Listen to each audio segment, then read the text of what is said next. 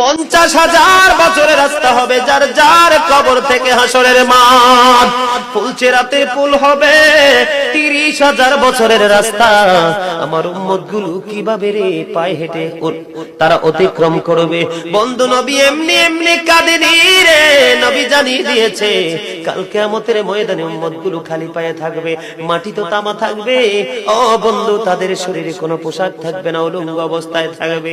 এবং মা আয়েশা প্রশ্ন করলো, গো প্রাণের নবী, জানতে মনে চায় নবী গো, এই যে আপনার উম্মতগুলো উলঙ্গ অবস্থায় খালি পায়ে সবাই থাকবে গো নবী, তারা কি নারী পুরুষ একসাথে? কয় হ্যাঁ, নারী পুরুষ একসাথে। তারা কি কেউ কারো দিকে নজর দিবে না? এবার আমার নবী বলেছে, আয়েশা রে, কেমন করে নজর দেবে রে আয়েশা? বন্যার পানি যেমনি প্রবল বেগে বৃদ্ধি পেয়ে পৃথিবীর মানুষগুলোকে গ্রাস করে ফেলে, কাল কিয়ামতের দিন এই জাহান্নামে